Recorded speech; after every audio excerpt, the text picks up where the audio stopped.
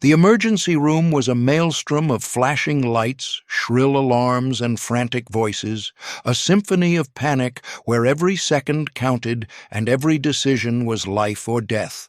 Doctors, nurses, paramedics, they moved like a desperate ballet of controlled chaos, their faces etched with urgency, their hands a blur of motion. But amidst the frenzy, one man sat still, a silent sentinel in a worn chair, observing everything. Thomas Hayes, a Vietnam veteran, his presence a stark contrast to the surrounding pandemonium, his gaze cutting through the superficial confusion to uncover a truth no one else could see. St. Jude's emergency room at 2:17 p.m. was usually a picture of organized chaos, a predictable rhythm of sprained ankles, stomach flu, and minor accidents, but not today. Today it was a vortex, a Category 5. Hurricane of human suffering and medical emergency, a multi-car pileup on the interstate had just sent a tidal wave of casualties, crashing through its double doors, filling every bed, every hallway, every available inch of space with groaning victims and frantic families. The air was thick with the metallic scent of blood, the antiseptic tang of disinfectants, and the pungent aroma of fear. Doctors shouted orders, nurses moved with desperate speed, 4 drips hissed, monitors beeped, ambulances wailed outside a constant mournful dirge. The sheer volume of incoming patients had overwhelmed the system, pushing everyone to their breaking point. Thomas Hayes sat in a corner of the waiting room, a silent statue amidst the swirling storm. He was there for a routine checkup for his persistent knee pain, a legacy of his service that flared up with every change in weather. He'd been waiting for almost 2 hours, a testament to the fact that his pain was a low priority in this unfolding disaster. He wore his usual civilian uniform, a faded denim shirt and dark trousers, his movements slow, deliberate, a concession to his age and old injuries, but his eyes behind the rim of his reading glasses were alive, sharp, missing nothing. He watched the triage nurse, her face grim, her movements precise, directing the flow of human misery. He watched the paramedics, their uniforms stained with grime and blood, unloading stretchers with practiced efficiency. He watched the doctors, their voices hoarse with exhaustion, making split-second decisions that would determine who lived and who died. He saw the raw terror in the eyes of the injured, the desperate hope in the faces of their families. He was a ghost in the machine, a silent observer whose presence went largely unnoticed. Dr. Evelyn Reed, the ER's lead physician, was a whirlwind of controlled energy. Her brown hair was escaping its bun, her scrubs were splattered with blood, her voice strained but steady. She was making impossible choices, prioritizing injuries, performing miracles with tired hands. She was a true warrior in her own right, a soldier on a different kind of battlefield. Lieutenant Miller, the young officer from Fort Bragg, whom Thomas had met at the tactical exercise 2 weeks prior, was also there. His face grim, he was accompanying a severely injured young recruit, a promising specialist whose future now hung in the balance. Miller was overwhelmed by the sheer scale of the chaos. Here, a different kind of fight than he was used to. Amidst the legitimate casualties, a new element of chaos emerged. A patient arrived, a man in his late 30s, brought in by ambulance with what appeared to be a severe head injury. He was unconscious, bleeding heavily from a gash on his forehead.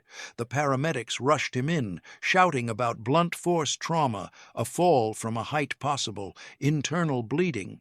He was quickly wheeled into one of the few remaining trauma bays, a high-priority case. Dr. Reed assessed him quickly, her face a mask of concern. Severe contusion, possible fracture. Get him to imaging immediately. Prepare for surgery. Her voice was crisp, efficient, but her eyes held a flicker of doubt. The injury was severe. Yes, but something felt off. The pattern of the trauma, the way the patient was breathing. It wasn't quite right. Thomas Hayes watched from his corner. His senses, long dormant in civilian life, had sharpened the moment the initial chaos erupted. The sounds, the smells, the frantic energy. It all brought him back to a different kind of emergency room, a field hospital bathed in the humid heat of Vietnam. But he pushed those memories down, focusing on the present. The injured man on the stretcher caught his attention, a seemingly routine head injury, yet something about the way he was moved, the way his limp arm fell when paramedics shifted him. It pricked at Thomas's trained senses. He watched the nurses prepping the patient. He watched Dr. Reed issuing orders. He saw the blur of motion, the desperate attempts to stabilize the man. But Thomas's gaze was fixed on a small, almost imperceptible detail. The way the patient's left hand was slightly curled inward, the way his thumb rested unnaturally against his index finger. A tiny detail easily missed in the whirlwind of a life-threatening emergency, but Thomas had seen that precise hand posture before, not in a hospital, not on a battlefield, but in a very specific context, a subtle nonverbal cue, a secret code. His mind raced through possibilities. This was not the limp curl of a normal unconscious hand. This was a trained posture, a hidden signal. Why would an unconscious man maintain such a specific nonverbal cue? Was it a reflex, a muscle spasm, or was it intentional? And if so, what was he trying to communicate? He watched the chaotic stream of other patients being wheeled past the trauma bay, victims of the car pileup, their injuries graphic, their pain palpable. Dr. Reed and her team were brilliant effective, but they were operating on the assumption that this was an ordinary accident patient. They were missing something crucial. Thomas felt it in his gut, an instinct honed by decades of operating in hostile territory, where every detail, every anomaly could mean the difference between life and death. He saw Lieutenant Miller standing near the trauma bay, looking distraught as his young recruit was being treated. Miller's attention was fully on his soldier, completely oblivious to the man with the head injury. Tommy watched the injured man again, his eyes tracing the subtle details. His clothing, though ordinary civilian, seemed too clean, too undamaged for a major car accident. His shoes were polished, not scuffed. The blood on his forehead seemed too localized, too precise, almost like a stage prop. The thought hit Thomas with a cold clarity. This man was not a victim of the car accident. He was an anomaly, a plant, a distraction. But for what purpose? What was the real target? What was the real emergency? He knew he shouldn't interfere. He was just an old man, a patient waiting for his turn.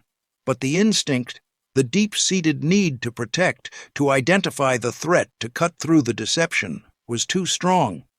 He had lived a life where silence was a weapon and observation, a shield. He had survived by noticing what others missed. Now that silent observation was screaming at him. He saw a nurse preparing an IV drip by the trauma bay. She had placed her cart close to the entrance, a momentary lapse in protocol due to the overwhelming chaos. A small bag on the bottom shelf of her cart caught Thomas's eye. It was a standard medical supply bag, but its zipper was slightly open, and inside he caught a glimpse of something metallic, a small device that glinted oddly under the harsh fluorescent lights. It was too small for typical medical equipment, too complex for a standard hospital tool. His mind immediately identified it a miniaturized EMP device disguised as a medical tool designed to disable electronics in a localized area. A silent killer of systems. The realization hit Thomas with the force of a physical blow. An EMP device here, in a hospital, in the middle of an emergency.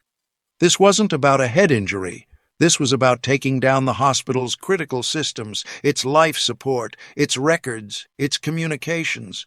What was the real objective? What was the target they wanted to disable? Who would benefit from plunging a major hospital into darkness and chaos? He saw the nurse about to reach for the bag, her back to him. She was exhausted, overworked, completely oblivious to the silent threat on her cart. She was about to activate it, a silent timer, counting down, or perhaps a remote trigger from the supposed patient himself. Thomas knew he had to act. He couldn't shout. He couldn't create more panic. The ER was already at its breaking point. Any additional chaos could cost lives. He had to be quick, silent, decisive. He rose from his chair, his movements unhurried, deliberate still seemingly, an old man fighting his knee pain. He shuffled slowly towards the nurse's cart, his eyes fixed on the EMP device. He had to get to it before she did, before the supposed patient's accomplice, perhaps already in position, activated it. He reached the cart just as the nurse reached for the bag. His hand shot out, not to grab the device, but to gently yet firmly push the cart forward, sending it rolling slightly away from the entrance and directly into the path of a rapidly moving gurney being pushed by two paramedics. It was a subtle nudge, a seemingly accidental bump that no one would notice in the chaos. The gurney collided with the cart with a soft thud, sending the bag containing the EMP device tumbling to the floor under the gurney out of immediate reach. The nurse startled, looking back with an exasperated sigh. Nurse: "Oh, my goodness, I am so sorry. This chaos is just—" Thomas nodded, his face impassive. "No problem, dear, just being careful." His voice was calm, soothing. He shuffled past the cart, his gaze momentarily locking with the supposedly unconscious patient's eyes.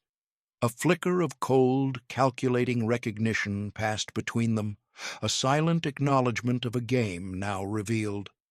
The patient's left hand twitched imperceptibly, his thumb losing its unnatural curl, a signal of frustration.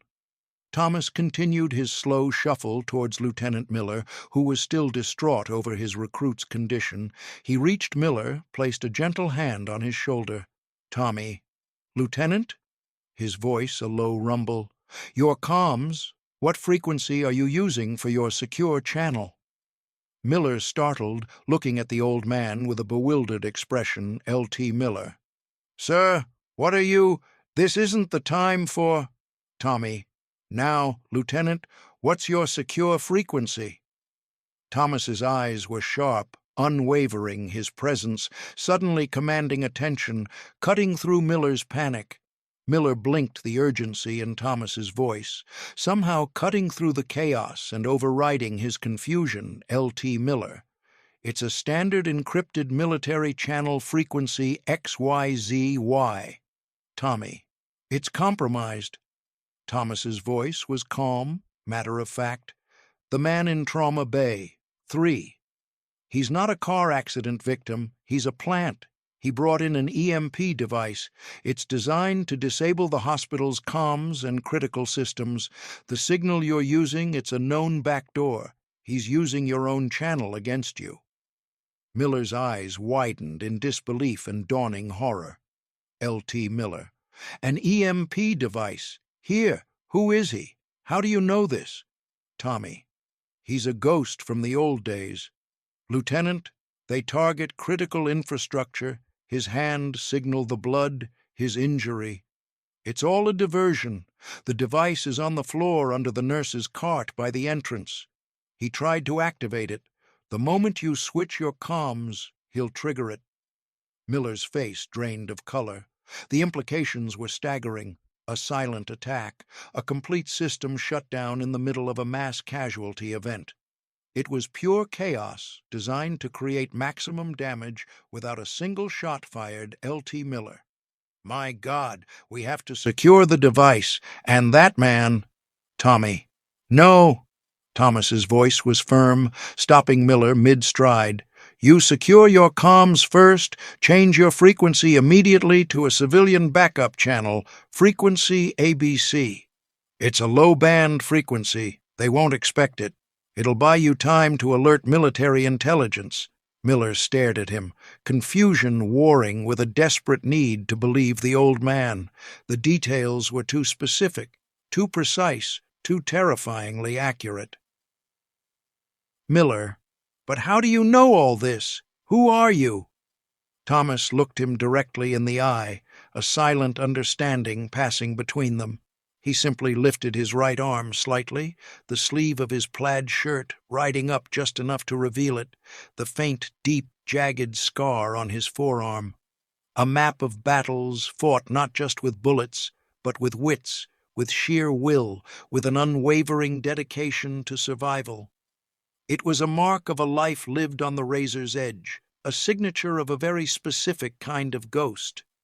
Miller's eyes widened in recognition. He'd seen that scar before in classified briefings on Vietnam's most clandestine units, on the faces of men who vanished into legend. He knew the stories, the impossible missions, the men who walked out of hell carrying more than just physical wounds. This wasn't just an old man. This was a living legend, a shadow from a past he only read about in sanitized reports. His breath hitched as the realization hit him. "T. Miller," voice barely a whisper.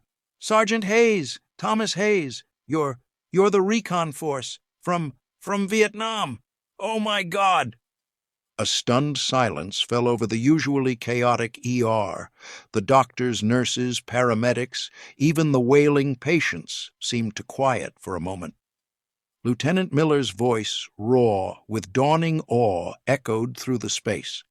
The younger officers around Miller, who had been too focused on their own tasks to notice, Thomas suddenly looked up, their eyes wide with disbelief and profound respect. They saw not an old man, but a legend, a living embodiment of the military history they studied in textbooks. L.T. Colonel Davis, ER Chief of Staff, overhearing Miller's outburst, her face a mask of disbelief. "Lieutenant Miller, what is going on? Who is Sergeant Hayes?" Miller didn't respond. His gaze was fixed on Thomas Hayes, on the scar on his arm, on the quiet power emanating from the old man's presence. He quickly pulled out his comms unit, his hands moving with renewed urgency, changing the frequency to the civilian backup channel as instructed by Thomas Lieutenant Miller. "Sir, Sergeant Hayes is right. Our secure comms are compromised. There's an EMP device here. I need a direct line to Fort Bragg Military Intelligence now, code red, and secure Trauma Bay 3. The patient is hostile." The ER erupted into a different kind of chaos. Now, controlled chaos, focused panic. Dr. Reed and her team quickly moved to secure the trauma bay, their faces grim with the sudden understanding of the true threat. Nurses rushed to move other patients away. Security personnel reacted instantly. The silent threat identified by Thomas Hayes was now being neutralized by the very team that had initially dismissed him. Thomas watched the controlled frenzy, his eyes calm, discerning. He saw the young soldiers moving with newfound purpose, their training kicking in now that the threat was clear. He saw Lieutenant Miller barking orders, his voice filled with urgency, but also a newfound confidence born from trusting the veteran's insight. L.T. Kol Davis. To Thomas, her voice trembling with a mix of awe and fear. "Sergeant Hayes, you knew all along. How did you see this?" Thomas looked at her, his gaze unwavering. "Some things you learn you don't forget, Doctor. The patterns, the anomalies, the quiet cues, they're always there if you know how to look." The EMP device was quickly secured from under the gurney, its disguised casing removed to reveal its sinister purpose. The supposed patient in Trauma Bay, 3 now fully awake and struggling, was quickly subdued by military police, who arrived swiftly alerted by Miller's urgent call. He was indeed a highly trained operative, his cover blown by an old man with a lifetime of observation. The chaos slowly subsided, replaced by a tense but orderly aftermath. The ER returned to its usual rhythm of organized triage and treatment, but something fundamental had shifted. The young officers had witnessed a lesson that no simulation could ever replicate, a lesson in true wisdom, true observation, true preparedness. Lieutenant Miller, His face still pale, but his eyes shining with profound respect, approached Thomas Hayes, L.T. Miller. "Sergeant Hayes, you saved us. You saved the hospital. You saved countless lives." His voice was filled with genuine admiration. Thomas simply nodded, his gaze distant, as if his mind was already on another battlefield, another challenge. "Just doing my job, Lieutenant. Some habits die hard." The hospital staff looked at him with a newfound reverence. Dr. Reed, herself exhausted but awestruck, approached him. "Sergeant Hayes, we owe you everything. Your insight was incredible. You saw what none of us did." Thomas offered a rare, slight smile. "You all saw what was in front of you? Doctor, what you didn't see was what was hiding." He turned to leave, his movements deliberate, his limp slightly more pronounced now. The adrenaline had faded, leaving behind the familiar ache of old age and the weight of a duty fulfilled. L.T. Miller. "Sergeant Hayes, wait!" Miller hurried towards him, his face eager, 1,000 questions in his eyes. We need you. We need your insight. We need you to brief our young officers, to teach them what you know about—" He hesitated, searching for the right words. "About seeing the unseen." Thomas paused at the threshold, his gaze distant. "They have their own wars to fight, Lieutenant, their own lessons to learn. My time is past. My lessons are etched in a different kind of battlefield." He walked out into the bright sunlight, leaving behind a group of young officers and medical professionals who now looked at the world with new eyes, with a deeper understanding of what it meant to be a soldier, to be a healer, to be truly prepared. They had seen a living legend, a silent guardian whose wisdom had cut through the chaos and saved them all. Later that week, a small article appeared in the Fort Bragg base newspaper. It was a short piece about the successful neutralization of an unforeseen security threat during Operation Iron Resolve. It mentioned Lieutenant Miller's quick thinking and Lieutenant Colonel Miller's decisive leadership. It made no mention of Thomas Hayes, no name, no rank, no scar. His role remained unacknowledged, a silent ghost in a victory he helped secure, the true hero of the day remaining in the shadows.